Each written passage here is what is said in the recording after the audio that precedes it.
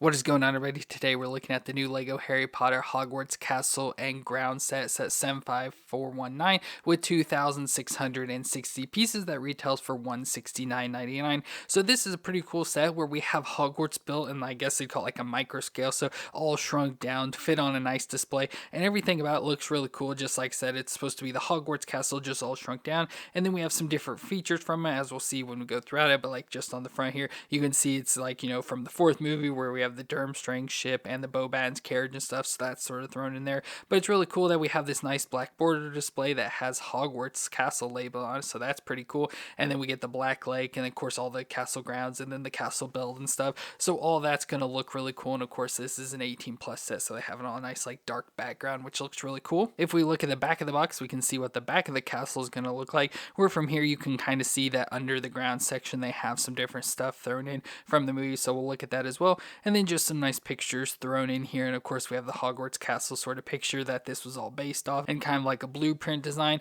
Over here on the side we do get our only minifigure with this set, which is the Hogwarts Architect, so that looks really cool. And then just if we look at the top of the box, it's going to be upside down for you, but we do get an overhead shot of what the set's going to look like there as well, so that's kind of cool with all those different pictures. So overall this is a pretty cool set. I did enjoy it. I did have very minor issues with the castle, just like build designs and stuff, but everything else about it I really enjoy. Think it looks really good at that. So let's go ahead and look at the actual set.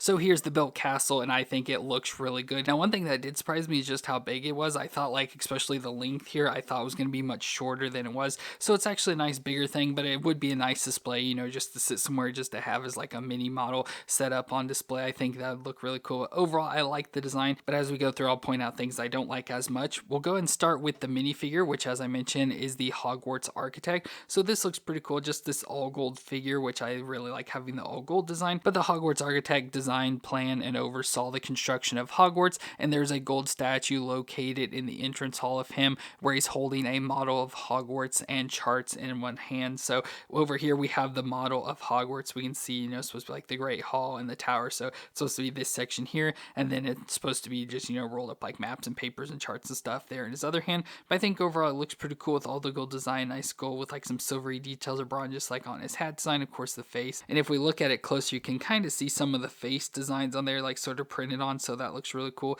Love the beard design where it's got like, the braided beard, so the two like sections there, that's pretty cool. With his outfit design, which I like how it's almost got like a little greenish color and red to the middle section there, so that all looks pretty cool. And overall a nice design for our Hogwarts Architect. So really nice design just to have this minifigure. Of course it's not necessary or anything, but it is fun that it was included in the set and represents the statue that can be seen like behind the scenes sort of stuff, whatever. So overall that is pretty cool to have included as well. And then we have our actual castle, which like I said, it's on this nice black display, and we have Hogwarts Castle down here at the bottom, which is cool. And there are two little display sections of pieces with studs here, so you can set like this guy right in the center here next to the Hogwarts Castle, which I think is a good location, but it just doesn't seem to stand out like on display. I think it stands out and distracts too much from the castle. But you can also put him on this far end down here where there two are also studs as well that you can stick him on. And so I figured for this review I just kind of go through all the different sections, like we'd kind of go through the castle together. But we'll go and start off with, like I said, we've had the border with the Black Lake. So we have Black Lake, which is pretty cool. It has a bunch of flat tile pieces with the light blue and dark blue colors, so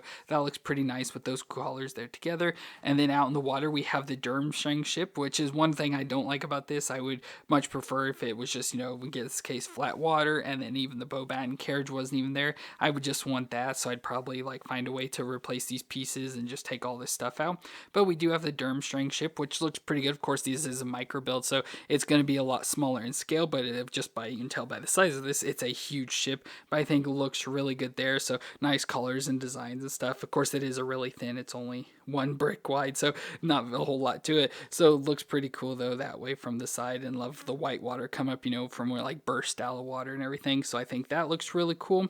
And then of course we do also have the Beauxbaton carriage flying up in the back as well, we'll go ahead and look at. So it's pretty cool, again micro scale, so just the way they build and carry off the design is pretty cool, where we have the Pegasus, you know, pulling the carriage, they're flying and stuff.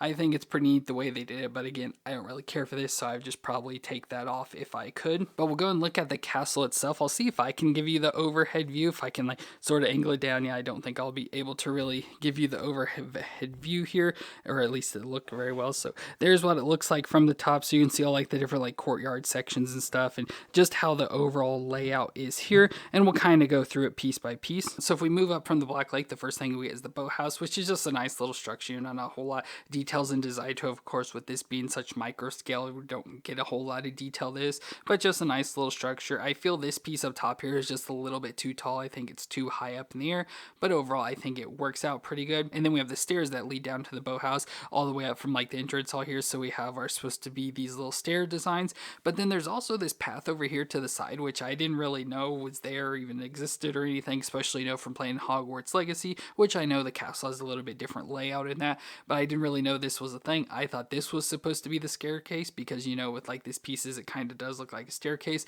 and it goes up and around and all the way to the back section here. But I guess it's just supposed to be a path because on that picture they use as like the model of Hogwarts that was on the back, you do see like a dirt path or almost maybe like a carriage or something has come down, you know, something that's made a path, like a slick path all the way along the side here. So I assume that's what that's supposed to be. But yeah, these are supposed to be the actual stairs that lead down to the boathouse. And then scattered throughout the landscape, of course, we have some greenery and rock and all that sort of stuff. We have some plants. So we have like these designs over here that are supposed to be like trees and stuff growing. So just various little like landscaping things spread around. And then we can go up to the entrance courtyard. So we just have the square, of course, the famous, we've seen this in a lot of movies and stuff. So it's just a nice square design with the nice gray roof that matches the rest of this, but just like all the stone columns and stuff. And then over here to the side, we have this rounded section that is labeled as a pepper pot. So I looked up like an overhead blueprint design of Hogwarts and one that matched this design like exactly. So they must have used that in designing this. And yeah, they had this labeled as a pepper pot, but I have no clue exactly what a pepper pot is. But it's just a design, a rounded shape over here to the side. And that brings us to the entrance hall. So we have like the main door here with a clock up top, which almost reminds me of like the clock tower, which is a piece not included in the set. So that's a little bit annoying that we have a piece not included. And then we have our entrance hall or great hall, wherever you want to call it there. So of course where they eat. So looks pretty nice with the architecture design using like these stick pieces to carry out the pillar design and stuff. And if we go around here to the back, we do have a window design. So there are a lot of bricks with like doors and windows printed on, like we had doors in the front and we have windows here in the back. So you just kind of see that all the way around there. And again, more like of the pathway going up into the courtyard over here, and then more trees and stuff on that side. And of course the connection for the Beauxbaton carriage right there. And from there we go to the main tower. So the biggest tower of Hogwarts, at least like thickness wise and stuff, where we see the grand staircase, you know, the staircase that switches around and moves and everything. So we just have this nice tall tower here with up at the top having the headmaster's office. So of course Dumbledore's office there at the top with these two little pieces over here. So just cool to have that, and you can see how tall it is. Now it's not the actual tallest tower of Hogwarts, it's actually the astronomy tower over here, but it does look really close, and especially with the size of the column of the tower and stuff, it is pretty big. And from there we move over to the quad. So it's the square here in the back. We'll look at it from the back side. So we have this back quad here, so just a nice square design. We're back in here, we have located the hospital wing. So I think the hospital wing is supposed to be right here, which is kind of a weird design, especially on this, how it's just kind of flat and sort of leaves off there. But I think up here is where the hospital wing is, and then from there there's actually supposed to be a bridge across that leads to the clock tower, and then the clock tower has the courtyard that leads across the bridge to like Hagrid's hut and everything that we've seen, especially in like the Prisoner of Azkaban movie. So we do have that much left off, so there should be a little more buildings and stuff back this way, but unfortunately there is not included in this set. But it is really cool that we just have this courtyard design built in. Like I said, with the structure I can see and figure out what everything's supposed to be. So awesome to have that sort of built into design, and then some, you know, random towers making up the four corners there. And from there we can spin back around to look at the front and see the different bridges. So of course we have our main bridge of the viaduct bridge, which just have these like stick pieces sort of sticking down, which of course they don't really make contact with the ground, they're just sort of floating there, so they can easily get knocked around and moved and everything. But we have our viaduct bridge that connects us from the Great Hall courtyard all the way into this next section, and then there's supposed to be a walkway that goes back here around into this entrance. And then we have a linking bridge between the two buildings as well, and then back around to the back we have the suspension bridge, so a nice like brown colored bridge back here that's sort of free floating, you know, suspension bridge that has like, you know, ropes and stuff that sort of connect it to each side, so sort of floating up in the air there. So that's pretty fun that that was included. But back around to the front we have the central central tower. So we just have this main building section that leads into the central tower, which is this tall tower right here. Again, I don't really know what all is going in, like room wise and everything, but we do have the central tower in that section there. That then moves over to the long gallery. So we have this long like thin section right in the middle here. So that section as well. And again, you can see all the different like window printings and everything, door printings there on the front. So I like how they have the printing, and none of these are stickers. They're automatically printed on the bricks. So that's all nice. And the long gallery leads to the bell tower. So we have the bell tower on the end here, of course, where they would have the bells that ring. So cool to have that. And then if we move on back from there, we have the astronomy tower. So we have the long astronomy tower. So up at the top where we have the astronomy section. So up, which of course, unfortunately, is where Dumbledore takes his fall after being killed by Severus and falls down to the courtyard below. So we do have that courtyard down below there as well. So again, like having all these details, but of course that's going to be a sad one there. And that brings us to the outside section, where over here we have all the greenhouses. So we have all the nice greenhouses lining across here with the big dome greenhouse right here in the center. So there's an entrance in there into the doors and stuff. Of course, more tree sort of designs and stuff around there. And then we go out to this side, which is supposed to be or always labeled as the training ground. So it's supposed to be, where we see like Harry and stuff train for Quidditch and all that. But we have the Whomping Willow located there as well. So we have the Whomping Willow with the Ford Anglia stuck in the tree, of course. And then over on this side, we just have part of like the wall. I don't know what it's called exactly, but it's just supposed to be, sort of like a barrier wall of Hogwarts. If you look at that Hogwarts stuff, there's always like these walls that sort of go around with these like rounded sections and stuff. So I assume that's what this is supposed to be, and more of the wall over here as well. And then again, just more of the side. And I love how there's like the stone paths and stuff, and this leads sort of down here, sort of cuts off into this valley as well. But I like how there's that path, and then back on this way with like this brown path over here, leading down. So I like all the different paths and stuff that are going on around there. But after that, that leads us to our underground areas. So first we'll start off here. So we'll start with the Sorcerer's Stone. So we have the Devil's Snare area, so where the kids fall down into the Devil's Snare. So we have this. Of course, it's real dark in here. Not that there's really anything to really look at in here. It's just, the stuff you see on the outside. But we have the Devil's Snare that then leads over into the chamber with all the winged keys, which again doesn't really look like much of anything. It's just a room with a bunch of towers or columns. So not a whole lot really to look at there. But one thing I do like the path design as well. So we have this, tiling on the ground that sort of leads a path as well. And it comes around here at the corner, and you can see more of those columns and stuff, and leads to a little door right here, of course, that the key has to open. And from there we go up into the chess room. And again, it would be hard to see with all the lights and stuff, but we have the big wizard's chess table. So that's really cool having that design with some pieces and stuff. And then that leads through this little door into the room that has the Mirror of Erised. So there's a flame in the back, and then a piece here that's supposed to be the mirror in the center of the room. So pretty cool that that's all included.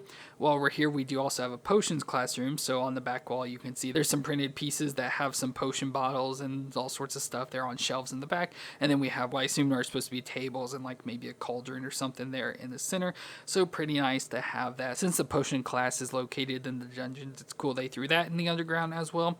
And then over on the side, we have the Chamber of Secrets as well, which it's going to be hard. There is a head of Salazar Slytherin back in there. I can't really show you with the light. You can maybe sort of see it back in there. That way you can see that piece back in there. And then we'll of course have the basilisk crawling out, and then the snake heads and everything with the water. So cool to have that included as well, which I think is cool it's included, but for me, I don't really care that it's there or not.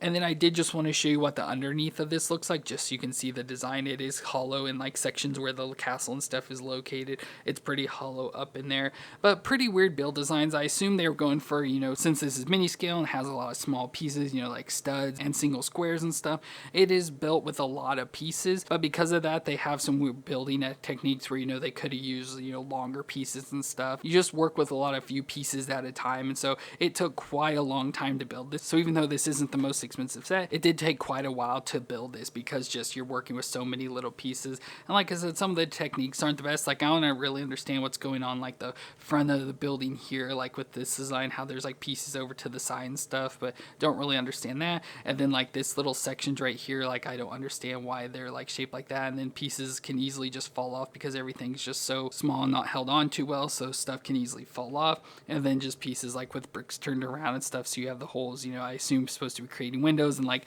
back on the astronomy tower here, we have like the plus sign cutouts and stuff, and all these circles in the center. So again, don't really understand what all that's supposed to be, but I do like that they did include, you know, like the windows and door pieces and stuff to add in, so it gives you more of that realistic design to it. So there's just minor things like that that I really didn't care for, and like I said, with stuff like the Durmstrang ship and the Beauxbaton's carriage, I don't really care for, but everything else about it I did really enjoy. Like I said, I overall did like the build of it and the look of it, especially once completed. As I was building it, I was like, I don't think this is going to look too good or anything, but once completed, I think it looks really nice. So definitely a nice build. I was super excited for it when I heard this was announced, because I just absolutely love Hogwarts, like anything related to Hogwarts itself. So when I heard there was going to be a Lego model of Hogwarts, I was like super excited for it. Not the super expensive one, which I do own, just have never built, but I was excited for a cheaper version that gives you more of Hogwarts, because I think the other one sort of ends here, and so you get more of Hogwarts and everything. So I was just super excited about it, and I think overall it did pay off pretty well. So like I am pretty happy with it. Like I said, just minor things that, so it's not a perfect set, but I do really enjoy this overall. The only thing I guess that'd be even cooler is if it came with like more minifigs of like, say, the founders, like that bigger castle set had, so people that couldn't afford that could get it with this one. But I think having the Hogwarts Architect included though is a pretty cool piece to throw in here with it, since it like recreates that statue and stuff. So very cool set overall, I must say. Not perfect, but pretty darn close to it. So let me know what you thought of the set down in the comments. If you enjoyed this review, let me know with a thumbs up. But I want to thank you all for watching. I hope you all stay awesome out there, and I'll see you in our next review.